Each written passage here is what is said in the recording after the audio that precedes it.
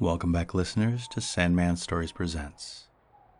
We are doing a course of Halloween stories, ghost stories, creepy stories, all for the month of October. So you can hear one a week for the whole month of October. Again, with this book, I could not find any references to the author aside from the book that he wrote. This comes from the St. Andrew's Kirkyard in Scotland, where my friend Thashira is studying, and my peer, Icy Sedgwick, gets some of her folklore. So this is from the St. Andrew's Ghost Stories by William Thomas Linskill.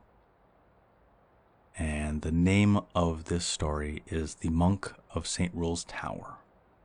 This story is all about a storyteller who visits a churchyard, and he relates a story to the kids about a person that he knows who knew somebody that saw a ghost and all like that. So it's a storytelling for the kids, but it's a nice little ghost story.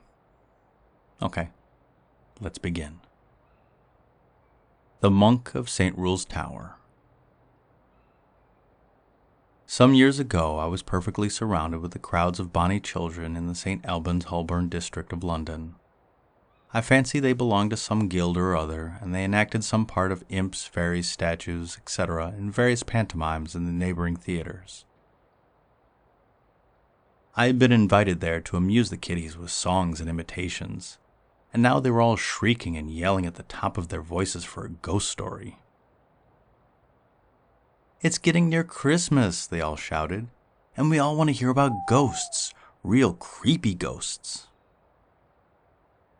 I pointed out the fact that most ghost stories were bunkum, and that the tales were very apt to keep wee laddies and lassies awake at night, but bless you, they wouldn't listen to that one bit.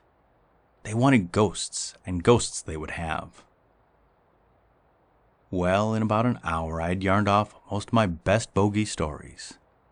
I had used up most of my tales regarding Scottish, English, and continental castles, and the banshees, water kelpies, wraiths, etc. connected therewith. But those children, like Oliver Twist, demanded more.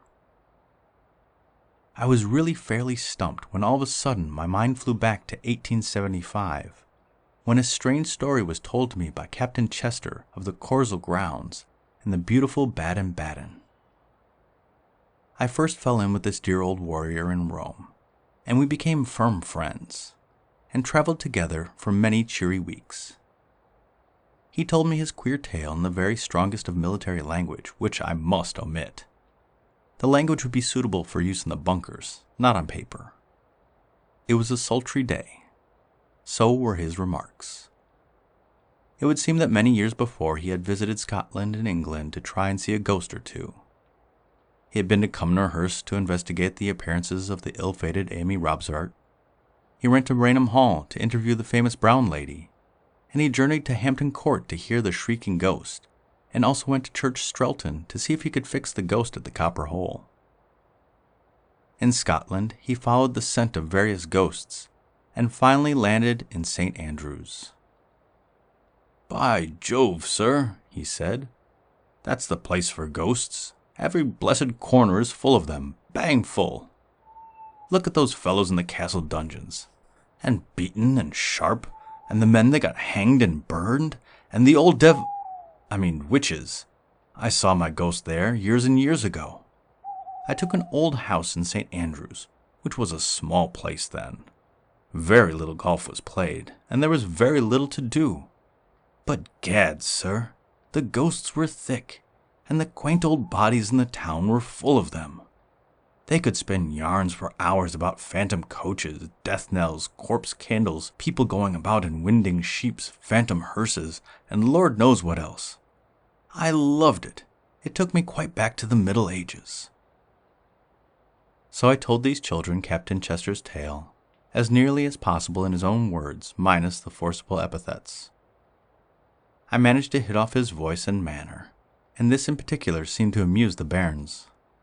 "Egad, sir," he said, "it was a curious time. Of all the tales I heard, the one that pleased and fascinated me the most was the legend of the monk that looks over St. Regulus Tower on moonlit nights. I went thither every night, and constantly fancied I saw a figure peering over the edge, but was not certain. Then I got a hold of a very old man, who related to me the old legend. It seems that years ago there was a good prior of St. Andrew's named Robert de Montrose. He ruled well, gently, and wisely, but among the monks there was one who was always in hot water, and whom Prior Robert had often to haul over the coals. He played practical jokes, often absented himself from the daily and nightly offices of the Holy Kirk, and otherwise upset the rules and discipline. Finally, when Earl Douglas and his retinue came to St. Andrew's to present the cathedral a costly statue, long known as the Douglas Lady, this monk made desperate love to one of the waiting women of Lady Douglas. For this he was imprisoned in the priory dungeon for some days. It was the custom of Robert de Montrose almost every fine night to ascend the tower of St. Rule and admire the view. The summit was reached in those days by means of ladders and wooden landings, not as it is now by a stair. In those days, too, the apse and part of the nave were still standing, and the summit of the solemn old tower was crowned by a small spire. One evening, just before Yuletide, when the prior was, as usual, on top of the tower, the contumacious monk slyly followed him up the ladders, stabbed him in the back with a small dagger, and flung him over the north side of the old tower.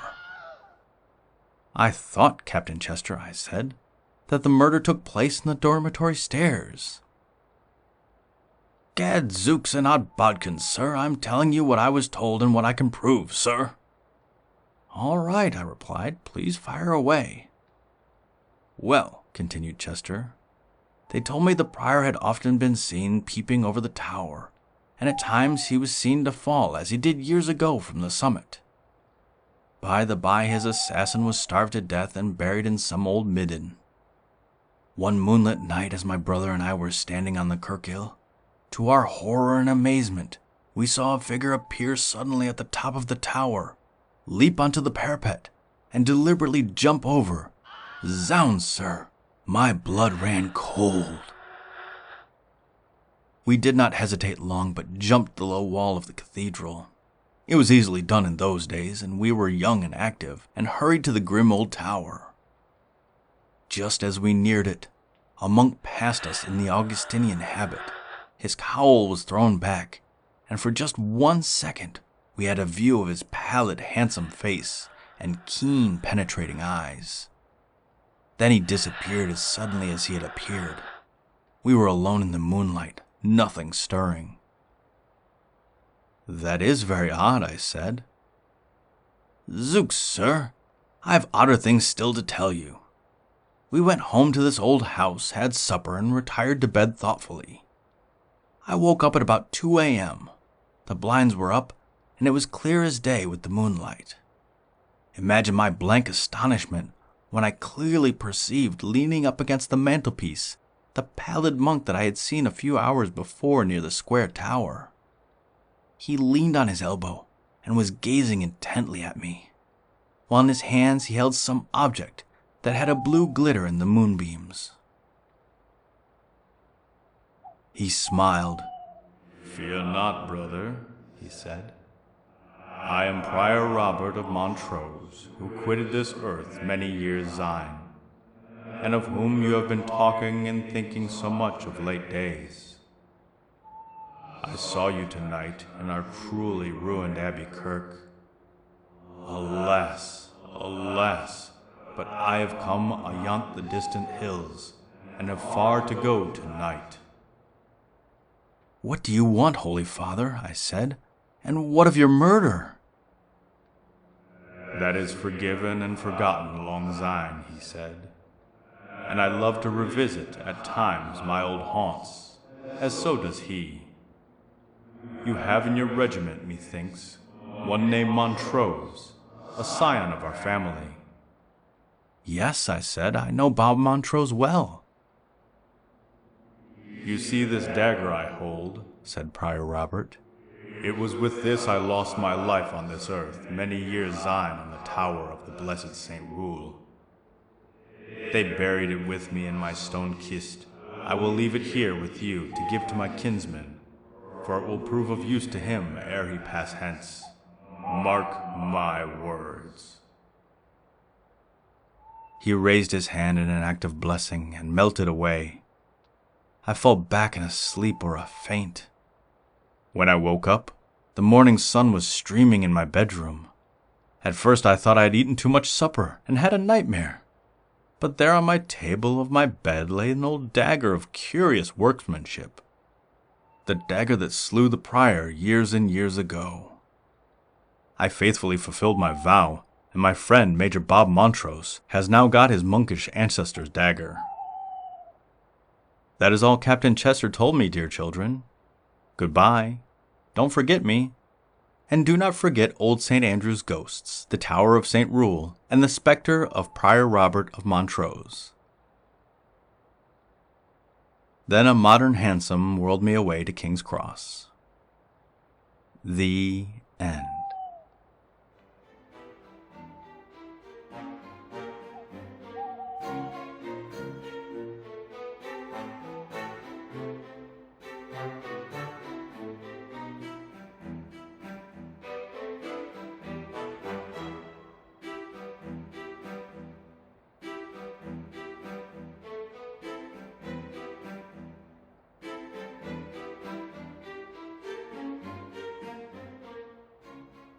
Sorry for all British and Scottish accents in that. I didn't put them on too thick, but I may have slipped in and out of them from time to time. I wonder what Bob was to do with that dagger. I did like the story of the monk coming back, and the troublemaker monk was pretty cool too. They didn't all used to be good, scholarly, quiet men of God. If you know anything about the history of the church, those boys got to be rather rowdy and made a lot of trouble via alcohol and women. Also, I love this one because it incorporates some words you would hear in Scotland that aren't used in modern English, like bairn and zine. I hope you have enjoyed the Halloween tales. Thank you. Happy Halloween, and good night.